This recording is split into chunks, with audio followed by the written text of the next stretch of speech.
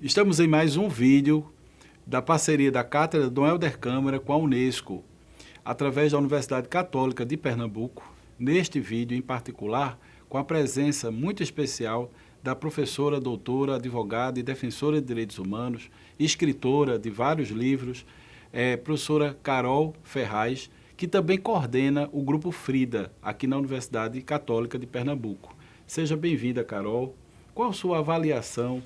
Qual a importância da Declaração Universal dos Direitos Humanos? Meu querido Manuel, é um prazer estar aqui com você, né, nessa nossa universidade construída com tanto humanismo, né?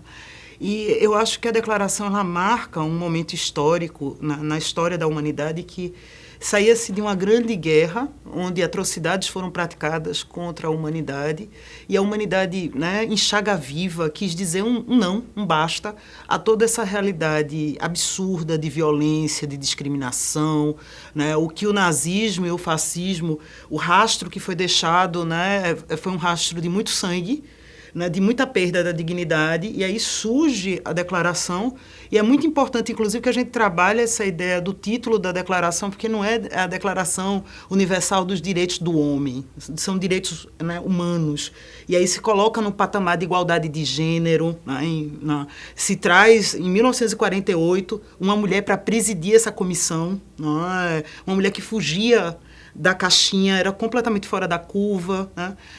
Se dizia masculinizada, né? Não tinha um estereótipo de primeira-dama, era um ativista, né? Era alguém que realmente enfrentava, fazia um enfrentamento em favor do humano. Isso é muito determinante para mostrar que tom surge essa Declaração de Direitos Humanos, né? E aí você tem princípios baluartes fundamentais à existência humana, como solidariedade, fraternidade, igualdade, né? E dignidade humana, né? Então, eu acho que nós temos um fosso colossal antes da existência da declaração, né? Lógico, existiam conjunturas, né? Mas não existia esse marco teórico legislativo tão importante, né? Porque a partir da declaração surge também estudos, surge toda uma educação humanizadora, e então a declaração ela é mais do que uma carta de princípios, né? Ela surge como um elemento inclusive influenciador da construção do legislativo dos países membros, né, e de todos aqueles que a ratificaram. 70 anos depois, qual o legado, qual a importância dela nesse contexto atual? Eu acho que a gente pode falar assim, por exemplo, em constituições. No Brasil, a Constituição Federal de 88, veja, né, 40 anos depois, ela bebe nessa fonte e ela é a Constituição mais cidadã que se tem, né? Surge também todo um bojo de legislação infraconstitucional, né? Os organismos internacionais passam a punir os estados, né, por conta da não observância da declaração. Surge a necessidade de construção dessas legislações e desses tratados internacionais. E eu acho que talvez o mais importante, o sentimento, né, que está inserido em cada um de nós, cidadã e cidadão, né, no tocante a essa perspectiva, né, de solidariedade, de alteridade, de fraternidade. E associado a isso, eu chamaria a construção de uma educação em direitos humanos. Porque isso é um divisor de águas, e só a partir da declaração é que a gente, evidentemente, tem isso dentro dos estados, né? Essa percepção de que a educação é transformadora, a educação é libertadora, é através da educação que nós vamos impedir que regimes totalitários ocorram e que pessoas sejam escravizadas por outras pessoas. E para o futuro, Carol, qual a sua perspectiva analisando o horizonte da declaração? Meu querido Manuel, eu preciso pontuar um aspecto, inclusive histórico, atual, da realidade brasileira.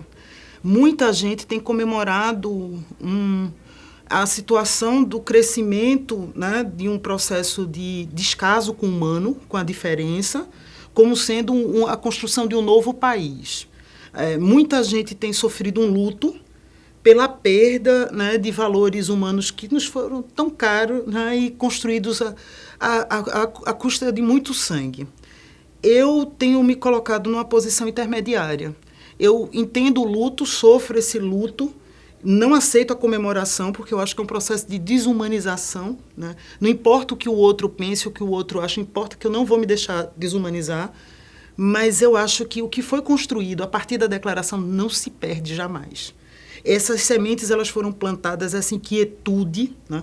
E o pouco que nós tivemos de educação humanizadora foi muito revolucionário, foi muito libertador, foi muito importante para a construção desse princípio de cidadania, né? Desse início mesmo de cidadania.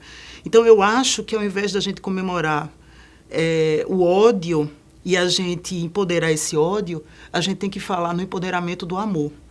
Quanto houve de resistência, né, nesse processo eleitoral brasileiro, né? Quanto as pessoas saíram às ruas, quantas pessoas vivenciaram a realidade de alteridade, de fraternidade, de solidariedade. E pós o resultado das eleições, isso é muito importante. O movimento de resistência, ele não fala em ódio, ele não fala em vingança, ele não tem um caráter punitivo, ele tem um caráter de vamos dar as mãos. E eu acho que isso bebe, sim, na fonte da Declaração Universal dos Direitos Humanos, porque esse sentimento, sim, de fraternidade universal, né, que permite que cada um de nós possamos dar as mãos uns aos outros, que vai fazer com que o ódio seja sazonal. Porque na história da humanidade, o ódio sempre foi vencido. Ele pode ter um aspecto de apogeu, mas esse aspecto de apogeu, ele encontra o seu declínio. Porque, na verdade, esse sentimento universal de fraternidade, de solidariedade, de empatia humana, ele é maior do que qualquer outra coisa. E foi bebendo nisso que foi possível surgir a Declaração Universal dos Direitos Humanos. Perfeito. Carol, muito obrigado. Eu agradeço em nome da Cátedra, da Universidade Católica e da Unesco a sua presença nesse programa que é tão especial e tão caro, através de todos os anos de formação jurídica, tantas gerações de advogadas e advogados que tem você como referência. Manuel, eu agradeço a grande oportunidade de me encontrar frente a uma das pessoas que eu mais admiro nessa luta, nesse ativismo, e eu admiro você por tantas coisas, mas principalmente porque você não perde a ternura nem a fraternidade do acolhimento. Muitíssimo obrigada. Obrigado.